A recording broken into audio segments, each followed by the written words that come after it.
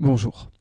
Dans les prochains tutos, nous allons voir comment mettre en œuvre des pages HTML dynamiques grâce à la technologie Java EE, Java Enterprise Edition. Avant cela, nous allons déjà commencer par installer et configurer un serveur HTTP, un serveur web, au niveau de votre atelier de développement Eclipse. Alors il existe plusieurs logiciels qui pourraient répondre à notre besoin avec la technologie Java EE. Pour autant, nous allons choisir, nous, Tomcat. Donc la première étape consiste à venir sur le site de Tomcat. Donc vous voyez ici tomcat.apache.org. Au niveau du menu latéral, vous avez une section Download. Vous pouvez donc télécharger la version qui vous intéresse. Nous prendrons une version 9. Vous arriverez alors sur cet écran. Une fois sur cet écran, téléchargez le zip qui est ici. Ce zip contient des jars et des lanceurs permettant l'exécution du serveur web. Comme vous vous en doutez, ce logiciel est codé en Java, il est donc multiplateforme. Vous pouvez faire tourner ce logiciel aussi bien sur plateforme Windows que sur plateforme Linux ou autre. Donc téléchargez le zip. Une fois le zip arrivé sur votre poste, il va falloir le désarchiver à l'endroit qui vous conviendra le mieux. Vous pouvez mettre le logiciel où vous le souhaitez. Pour ma part, je vais le laisser ici dans le répertoire Download, mais à votre convenance. Très bien, donc le logiciel est prêt à démarrer. Alors notez que nous pourrions aller dans le répertoire bin et nous pourrions démarrer le logiciel directement ici, en mode standalone. Pour autant, ce n'est pas l'approche que moi je vais utiliser. Regardez, je vais fermer ce dossier-là et nous allons donc démarrer notre atelier Eclipse. Voilà, vous ouvrez le workspace qui vous va bien.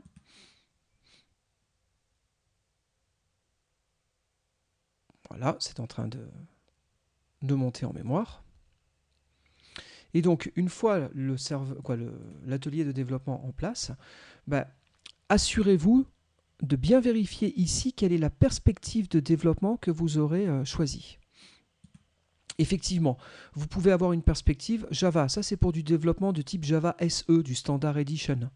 Ce n'est pas ce qui nous intéresse, nous. Nous, ce qui nous intéresse, c'est l'Enterprise Edition. Donc, vérifiez bien que vous soyez en Java EE.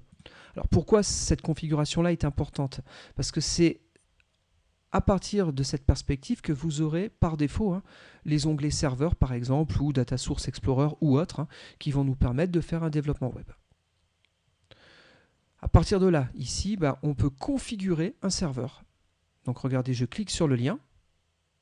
J'ai un menu qui s'affiche et qui me propose donc différents logiciels que je pourrais utiliser pour avoir mon serveur.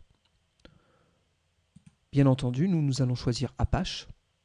Et puis en descendant un petit peu plus bas, vous devriez retrouver notre Apache Tomcat serveur en version 9.0. Donc sélectionnez ce logiciel. Du coup, l'écran suivant apparaît. Il nous demande de donner un nom à cette configuration, mais surtout de lui dire où est le logiciel. Et bien, grâce au bouton Browse, vous revenez sur votre download et vous ciblez le dossier parent de votre Tomcat. À partir de là, vous pouvez passer à l'étape suivante en faisant Finish. Notez, notre serveur est prêt à fonctionner. Ici, nous avons des boutons. Ces boutons permettent de contrôler l'exécution de votre serveur. Je peux donc démarrer un serveur. Regardez. À partir de là, dans la console, j'ai les logs du serveur qui me dit que le serveur est up. Il a mis 377 millisecondes pour démarrer. Donc ça, c'est les logs. Cet écran est très important parce que quand vous aurez des crashs au niveau de votre application, ça vous permettra ici de retrouver les call stacks, vous indiquant où est-ce que vous aurez commis certaines erreurs.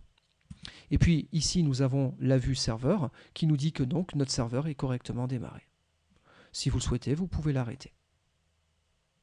Vous pouvez aussi ici le démarrer en mode debug, ce qui sera très pratique si vous souhaitez mettre des points d'arrêt dans les programmes que nous allons développer par la suite. Bon, je le redémarre. Très bien.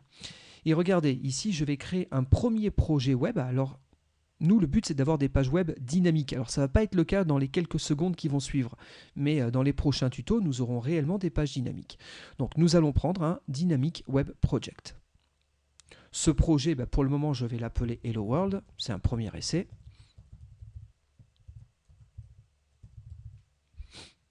Et puis notez, comme nous avons déjà pris soin de faire notre configuration à ce niveau-là, au niveau du serveur, ici il retrouve les configurations existantes. Et donc il vous dit, je suis en mesure de pouvoir directement déployer votre application dans le Apache Tomcat 9 que vous avez configuré ci-dessous. C'est parfait. Notez aussi que à ce niveau-là, nous retrouvons le type de version de l'API des servlets. Ça correspond au numéro de version de l'API des servlets. Alors, nous reviendrons sur qu'est-ce que c'est exactement une servlet dans le tuto suivant, mais notez que déjà, nous sommes configurés pour utiliser l'API en version 3.1. Parfait. À partir de là, je fais Finish. Donc ici, j'ai mon application web et pour l'heure, je vais au niveau du dossier Web Content. Alors le Web Content, c'est la partie de votre application qui va réellement être déployée sur le serveur. D'accord ? Donc ici, je m'amuse à créer un nouvel élément. Et donc je vais mettre une simple page HTML, juste pour vérifier que tout marche bien. On va l'appeler index.html, pourquoi pas. Et dans cette page, je vais mettre simplement un titre de niveau 1. Un heading 1, H1, Hello World, juste histoire de vérifier que tout fonctionne correctement. Alors regardez, une fois que j'ai développé mon site web, alors pour le moment il est réduit à sa plus simple expression, mais bon, nous avons notre site. Ce site, je peux choisir ici de l'ajouter à la configuration de mon serveur.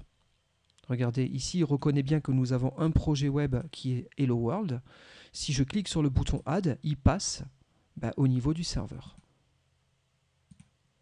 À partir de là, mon site est maintenant synchronized, donc il est prêt à être utilisé. Je peux prendre un navigateur et l'utiliser. Regardez, le plus simple, c'est de faire ici Run As et de choisir On Server. Et donc vous avez directement ici un écran qui est en vérité un navigateur qui vous permet donc de tester votre site. Vous pouvez aussi copier l'adresse et vous placer plutôt dans un véritable navigateur. Alors je vous conseille pour la suite des choses de plutôt travailler dans un véritable navigateur. N'oubliez pas que dans cette configuration-là, si vous faites un F12, vous avez les outils de développement qui apparaissent ici et qui vous permettront de voir si oui ou non les choses se passent correctement. Ne vous inquiétez pas pour le favicon ici, ça ne sert rien du tout, mais en tout cas, si jamais j'ai d'autres erreurs, je pourrais voir un certain nombre de choses au niveau de la console de mon navigateur. Si je travaille uniquement au niveau d'Eclipse, j'aurais du mal à avoir cette console. Donc je vous conseille de travailler dans un navigateur autonome. Bon, dans tous les cas, notre site fonctionne. Regardez, ce que je peux, c'est supprimer mon serveur, mon application du serveur.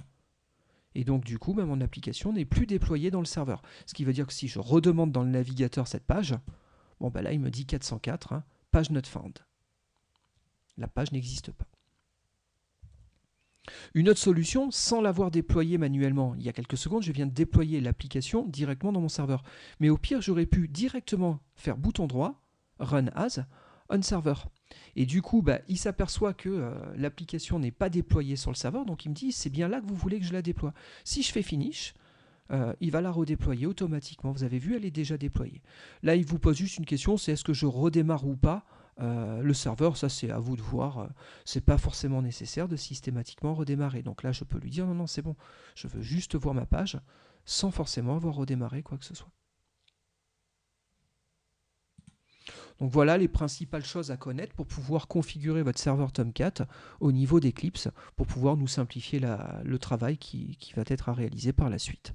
Donc en synthèse, donc on a téléchargé le serveur, on a fait ici une configuration où on a indiqué la localisation de ce logiciel et à partir de là nous avons des boutons ici qui nous permettent de contrôler l'état de notre serveur, est-ce qu'on est démarré oui ou non.